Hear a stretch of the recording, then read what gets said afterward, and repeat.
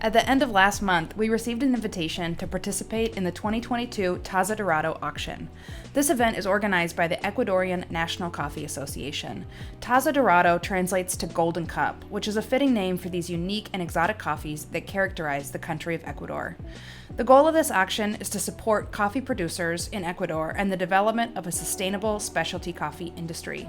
Potential buyers from around the world were able to purchase a box of samples representing each auction lot, then join the auction virtually after evaluating the samples.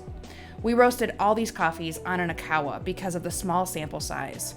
We used the Ikawa Sample Roast No. 1 profile, which roasted samples to a temperature of 412 degrees Fahrenheit in around 6 minutes and 20 seconds. There was a wide variety of varieties and processing methods represented on the table. Gesha, Sidra, Typica, and other hybrid cultivars were featured with different processing methods. We experienced a huge variety of flavors, aromas, and tactile qualities in the cups. A tasting like this is a great way to experience the variety and quality that can be found in a single region. Here are some of our observations and our favorite coffees. Hello from the winter wonderland of Indeed. Minneapolis, Minnesota. So wintry. I'm Lauren. And Bryant. We're here from the Mill City Roastery, and we wanted to check in and talk a little bit about a very cool cupping that we got to do at the end of last week. We received 20 samples. 20 samples. From the Taza Dorada auction. This is kind of the gold cup in Ecuador. And these are coffees that were available. Well, the samples were available to folks all over the world, to potential buyers, to try out 20 kind of special coffees, Yeah, right? very limited, unique, small runs of production. Yeah. Yeah. The purpose of any auction like this is to elevate and highlight excellence in coffee. And the samples included different varietals and different processing methods. Yes, yeah, and I think the largest quantity that was even available was 3 boxes of coffee, which was maybe, a couple 100 pounds. Wow. Of just one lot. Yeah, so these were really small offerings from small estates, from super traceable producers. And these are really special coffees. So we just wanted to kind of share some of our findings, our cupping notes, talk a little bit about how pricing ends up working with an auction like this, and some of what our favorites were. Before we start talking about the greens, I wanted to show one of the bags. So we got 20 of these bags. These are 150 gram samples. And Bryant, you roasted them on the Ikawa, right? I did, yes. Yeah, doing 50 gram batches, just so we'd have a couple more runs if we wanted to throw them back through. Yeah, something to be able to do that really little batch size. Yeah. And we split this cupping up amongst 2 days. Cool, yeah. So we did 10 samples one day, cup the next, another 10 samples, cup the next. And you kind of shuffled the deck so we wouldn't know what we were tasting. Everything was just numbered, 1 through 20, and the numbers were just randomized on the table. But you did group things intentionally across 2 days, right? Yep, I tried keeping all the washed and some honeys, trying to keep things as similar as possible across each cupping. And the second day was just all naturals, special fermentations, things that were a little bit more wild. Yeah. And that's helpful because when you're tasting a big table like that, having naturals on the table next to really delicate washed coffees can make it hard to kind of, perceive those more mild, flavored coffees. Yeah, they can overpower a table. Yeah. Yeah. It also made that second day, the natural day, sort of bombastic. That's true. That was was a a lot of wild coffees. That was a tiring morning. Yes. That was a hard one. Yeah. So, we're going to share kind of our favorites from day 1 and day 2, talk about what we liked about them. And again, at the time, I just had numbers to associate with them. So I'm going to kind of use the numbers, and then we'll talk about what these coffees were. On day 1, the washed coffee that I liked the best was coffee 14 for us, which we know now was a honey process. Yeah. In a Typica Catura varietal from the region of Loja, which I'm not familiar with. No. So what I liked about this coffee was it was really sweet, and it reminded me of a big bag full of Halloween candy. There was chocolate, nougat, caramel, but also some kind of fruitier sweet tarts and Smarties and Starburst flavor. Yeah. So it had all of those confectionery notes, brown sugar, also a little lemon oil. It was just a really clean and sweet cup, which is always my favorite. Yeah, it was very nice. I had great things to say about it as well. Pear, kind of the color purple, like came to mind. That's always kind of Halloween candy color to me. Yeah, and very just like silky body, clean, and just like very nice, vibrant acidity. Yeah. Yeah. Oh, cool. Their tasting notes were ginger and grenadine and cinnamon, which grenadine is also like very candy-like, very sweet. Makes you think of a kitty cocktail. Yeah. Yeah. Yeah. My favorite from that day, I was kind of split between two. They were both washed, but I think my favorite was lot number 5, which was a washed Sidra. And for me, I had notes of kind of like orange marmalade, strawberry, like a rhubarb tart.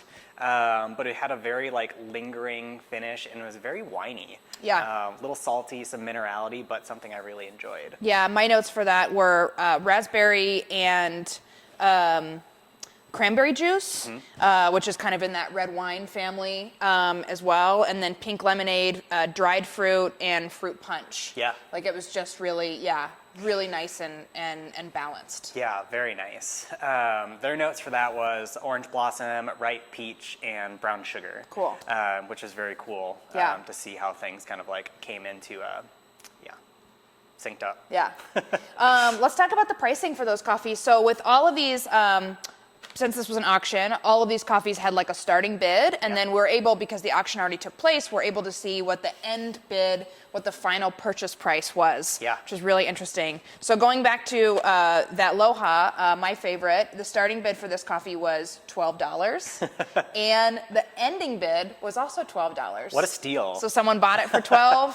Apparently it wasn't very competitive. Good thing I wasn't there, because I would have snatched it up. Just snatched it up, exactly. Steve was watching these and he's like, I might just snag one up. Yeah, he would. Yes, very much so. And we should talk about his we will, yeah. after. But and the one that I was mentioning started at $15 a pound. Yeah. And ended at $18 a pound. Yeah. So just $3 increase there. These are still expensive coffees. Anything, I mean, even $12 a pound is really expensive for green. Steve's favorite for the day on those washed offerings was number 12. We always know that Steve has really great taste. Yeah. And I think he gravitates towards more exclusive types of coffees. And it kind of shows in the demand for this purchase, or this bid. It started at $12. Yep. Ended at $40.25. It was the second most expensive coffee throughout all the auction lots. Or the second highest fetching price. Yeah. And also the highest, one of the highest growth, like from starting bid to end bid. The widest range. Yeah. That was also a Typica Sidra varietal, and $40 per pound green is like, and you know, it's been a few years since I was working in cafes, but I can remember when we got a geisha from Panama 1 year, and that was a $40 per pound green coffee, and I just remember thinking that it was the most expensive coffee I'd ever heard of. Yeah. And a little 8-ounce bag of it on the retail shelf as a roasted coffee was something like $60. Right. So that gives you a perspective of what that kind of end price would be. I think now, 10 years later, that same Panama geisha would probably be $50 or $60 a pound. Yeah. Green. And up until this, my most expensive was also a geisha. Yeah. From Costa Rica, but $25 a pound. Yeah. And that was kind of, again, like a 6 to 8 ounce tin. Yeah. For, I think maybe it was like $25 on retail. Yeah. Per. Wild. So wild. So from our natural coffee cupping, my selection was a Sidra and SL28 varietal offering. This was a natural that was, for us, cup number 4. Yeah. I loved this coffee, and I'm not always crazy about naturals. Yeah. I just thought it was really nice and like restrained and balanced. I had notes like red gummies, cocoa, red wine, juicy body, really medium and round, and really pleasant. Yeah. That one was very fun. Yeah. I had notes of like an Oreo sweetness. Yeah. Pop-Tarts, creamy vanilla, like vanilla ice cream.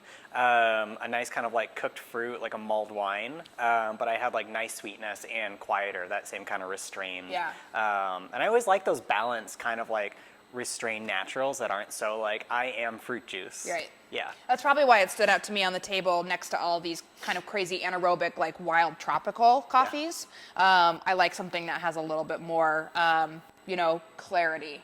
Yeah, definitely.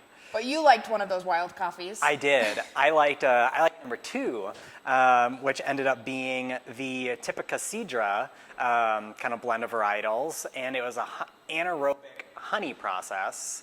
And I thought it had this kind of like big notes of like jasmine, fresh tulips, like a floral bouquet. There's a little bit of like a savory pepperiness, very tropical, high acid. But it had this like washed Ethiopia like quality to it that I really enjoyed. Yeah. I also wrote jasmine, I wrote spiced fruit, and I wrote green Ethio. Like I thought that we both thought it tasted like an Ethiopia coffee. Yeah. What was that varietal? That was Typica Sidra. Cool. Blended. And that starting bid for that, for my favorite, was $25 per pound. Ended at $54.25 per pound. Yeah, that easily one of the most expensive. That was number 1. That was the most? Yep, that was the most expensive. Wow. And I guess for comparison, starting at $25 per pound, Typica Sidras in this in the Taza Dorada have been like on the top. Yeah, you said last year they were like all the top for all the Sidras. Yeah, and then kind of going up, if we look at what the most expensive starting bid was, the Gesha Natural that they had started at $30 per pound. But it didn't rise as high. No, it only went up to $40 per pound, so it only increased $10. Which is just kind of interesting to look at varietal price and also what we find in the cup. Yeah.